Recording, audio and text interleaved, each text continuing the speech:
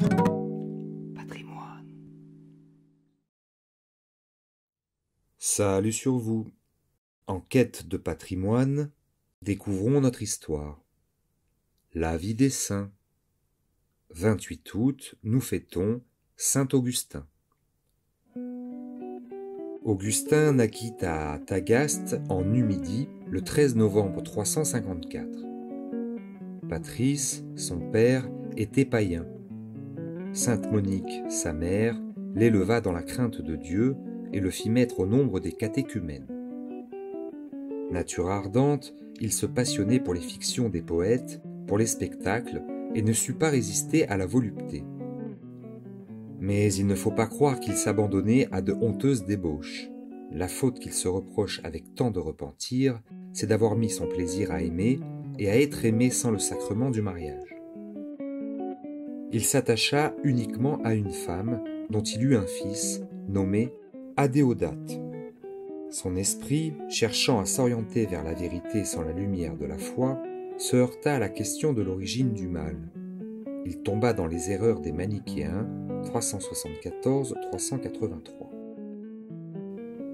Après avoir professé l'éloquence à Carthage et à Tagaste, il alla, en passant par Rome à Milan, remplir les mêmes fonctions, 384.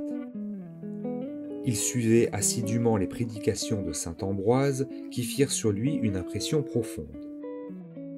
Sa mère vint le rejoindre pour travailler à sa conversion. Augustin était déjà sur le seuil de la vérité. En proie à une violente lutte intérieure, il ne se sentait pas la force de faire le pas décisif. Un jour, qu'on lui racontait comment 2 officiers de l'empereur s'étaient convertis à Trèves en lisant la vie de saint Antoine, il fut ému jusqu'au fond de l'âme et se retira dans le jardin. Alypius l'y suivit. Ils s'assirent loin de tout regard.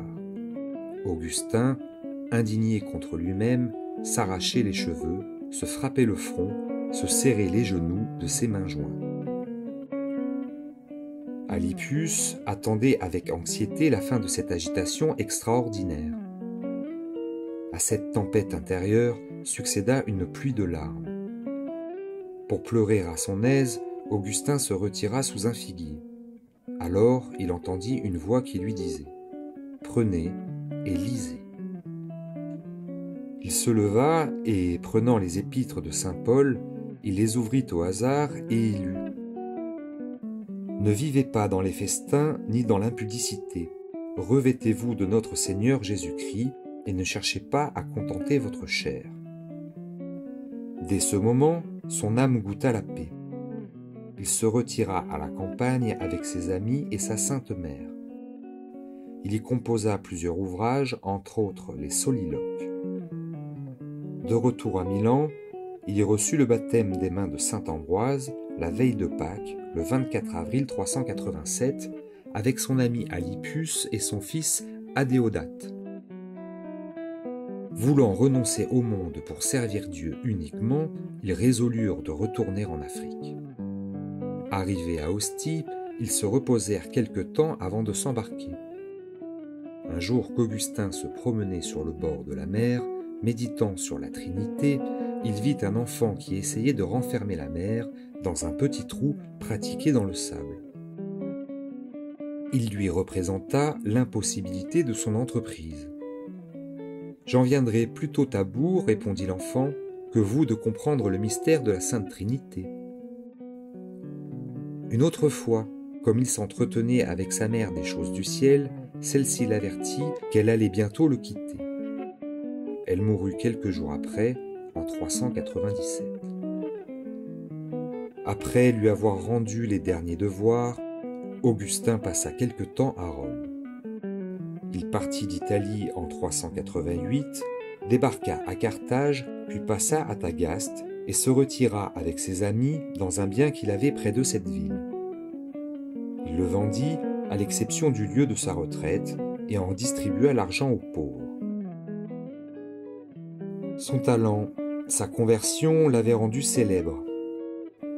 Comme il s'était rendu à Hippone, on se saisit de lui et on le mena de force à l'évêque Galère, qui, malgré les résistances de son humilité, lui imposa les mains et l'ordonna prêtre, 391. Augustin voulut vivre à Hippone comme à Tagaste, en communauté. Il fonda un monastère d'hommes auquel il donna la règle qui porta son nom. Il établit aussi une maison de religieuse qui eut pour supérieure sa sœur devenue veuve. Obligé par son évêque de se livrer à la prédication, réservé alors aux seuls évêques, il s'en acquitta avec un succès des plus éclatants. Valère, craignant de se le voir enlevé par une autre église, le nomma son coadjuteur, 395, laissant ainsi à Hippone un pasteur immortel. Il fit bâtir un hôpital pour les étrangers, il alla jusqu'à fondre et vendre les vases sacrés pour acheter les captifs.